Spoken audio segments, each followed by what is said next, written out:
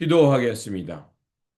사랑과 은혜가 풍성하신 하나님, 이 아침 말씀 앞으로 우리를 불러주시니 감사드립니다.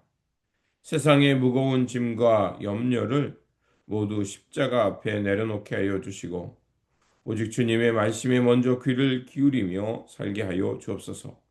오늘 욥의 말씀을 통해서 마음을 열어 주시고 성령을 통해서 이해할 수 없는 고난 속에서도 우리가 붙잡아야 할 참된 믿음이 무엇인지 깨닫게 하여 주옵소서. 우리 구주 예수 그리스도 이름으로 기도드립니다. 아멘. 오늘 우리에게 주신 말씀은 욥기 1장 1절에서 5절입니다.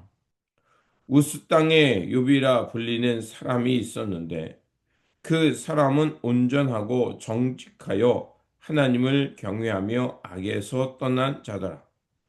그에게 아들 7과 딸 셋이 태어나니라. 그의 소유물은 양이 7,000마리요, 낙타가 3,000마리요, 소가 500결이요, 암나귀가 500마리이며 종도 많이 있었으니 이 사람은 동방 사람 중에 가장 훌륭한 자라. 그의 아들들이 자기 생일에 각각 자기의 집에서 잔치를 베풀고 그의 누이 3명도 청하여 함께 먹고 마시더라. 그들이 차례대로 잔치를 끝내면 욥이 그들을 불러다가 성결하게 하되 아침에 일어나서 그들의 명수대로 번제를 드렸으니 이는 욥이 말하기를 혹시 내 아들들이 죄를 범하여 마음으로 하나님을 욕되게 하였을까 함이라. 욥의 행위가 항상 이러하였더라. 아멘.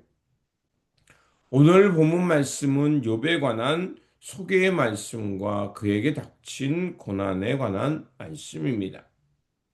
인생을 살다 보면 도무지 내 머리로 이해할 수 없는 고난과 슬픔이 찾아올 때가 있습니다.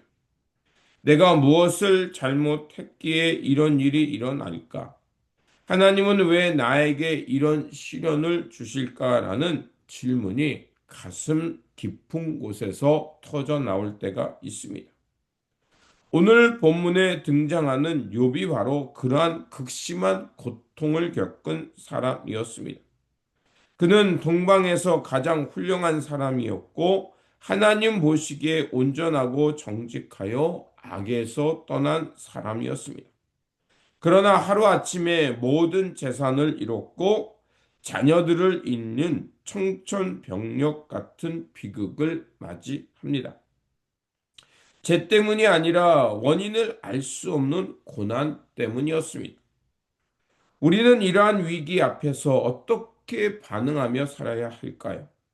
오늘 욥의 고백을 통해서 우리 삶에 찾아온 알 수 없는 고난을 어떻게 해석하면서 믿음으로 승리하며 이겨 나갈 것인가를 함께 생각해 보고자 합니다.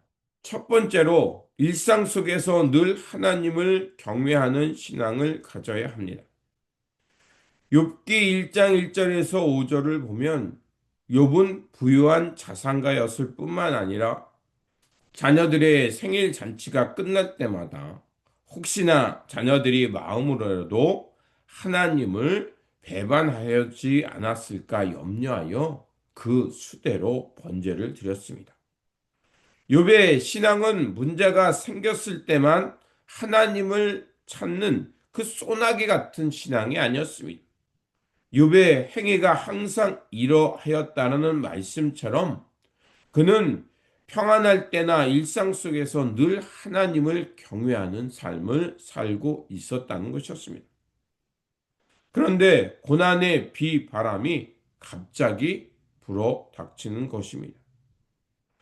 평소에는 믿음의 깊이를 우리가 알 수 없습니다. 그런데 고난이 닥쳤을 때 그는 그의 신앙이 어떠했는지 우리에게 말해주고 있습니다. 우리 역시 고난이 있을 때나 또 평안할 때나 하나님을 경외하는 것, 그 힘의 근원은 평소에 우리가 하나님과 어떤 친밀한 관계를 갖고 있는가? 이렇게 친밀한 관계가 일상 속에서 이어질 때 우리는 고난이 올 때, 비바람이 불 때 우리의 신앙을 지켜갈 수 있다는 것입니다. 둘째로 소유가 아닌 하나님 한 분만을 목적으로 삼는 신앙을 가져야 합니다. 사탄은 하나님 앞에서 욥을 참수하며 이렇게 말을 합니다. 욥이 어찌 까닭 없이 하나님을 경외하리이까?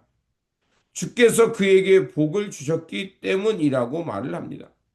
또한 그의 소유물이 많아진 이때에 그의 소유물을 뺏어가면 그는 틀림없이 하나님을 욕할 것이라고 말을 합니다. 사탄이 바라본 인간의 신앙은 조건부적인 신앙이라는 것입니다. 그러나 욥은 모든 소유와 자녀를 잃는 순간에도 옷을 찢고 머리털을 밀면서도 하나님 앞에 나아가 하나님을 기억하는 것을 잊지 않았습니다. 욥에게 하나님은 복을 주는 수단이 아니라 존재 자체였고 예배 받으시는 분임을 기억했던 것입니다. 우리의 신앙은 어떠합니까? 하나님이 주신 축복, 소유, 건강, 성공 때문에 하나님을 따르고 있는 것은 아닙니까? 아니면 우리를 진정으로 구원하신 하나님 한 분만으로 우리가 만족하며 살고 있습니까? 조건이 사라져도 변하지 않는 이러한 신앙을 붙드시기를 주님의 이름으로 축원드립니다. 세 번째로 하나님의 주권을 온전히 인정하는 고백이 있어야 합니다. 욥은 모든 것을 잃고 절망의 한복판에서 그의 신앙의 뿌리를 알 수 있는 위대한 고백을 하게 됩니다. 내가 모태에서 알몸으로 나왔은즉 또한 알몸이 그리로 돌아올지라.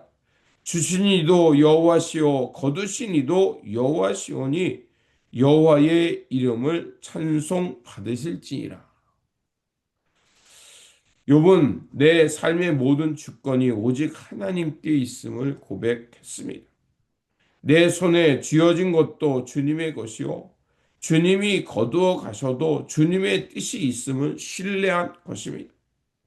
그리고 읽진 않았지만 22절에 욥이 이 모든 일에 범죄하지 아니하고 하나님을 향하여 원망하지 아니었다라고 증언하고 있습니다. 이해할 수 없는 고난을 만났을 때 우리는 참 그것을 견디기 어렵습니다. 그때 우리가 다른 무엇보다도 하나님을 바라보는 것입니다.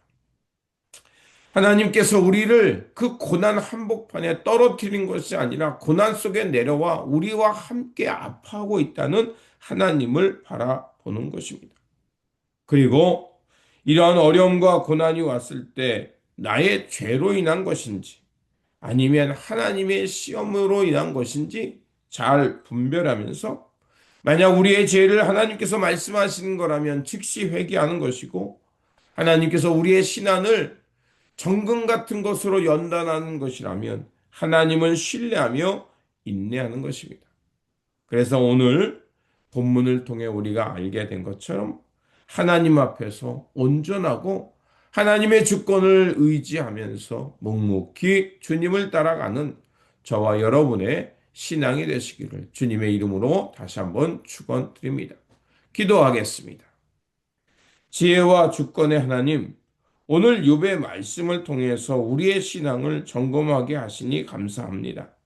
우리가 평안할 때뿐만이 아니라 고난의 깊은 밤을 지날 때도 오직 하나님 한 분만을 경외하며 살게 하여 주옵소서. 사탄의 참소처럼 무엇인가 얻기 위해 조건부적인 신앙이 아니라 주님 한 분만으로 만족할 수 있는 순전한 믿음을 주옵소서. 우리 삶에 이해할 수 없는 시련이 찾아왔을 때 주신 이도 여호와시오 거두신 이도 여호와라는 고백을 했던 욥처럼 하나님의 선하심의 주권을 신뢰하며 원망 대신 찬송 드리는 믿음의 사람이 되게 하여 주옵소서.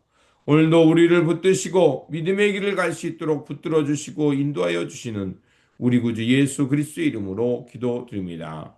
아멘.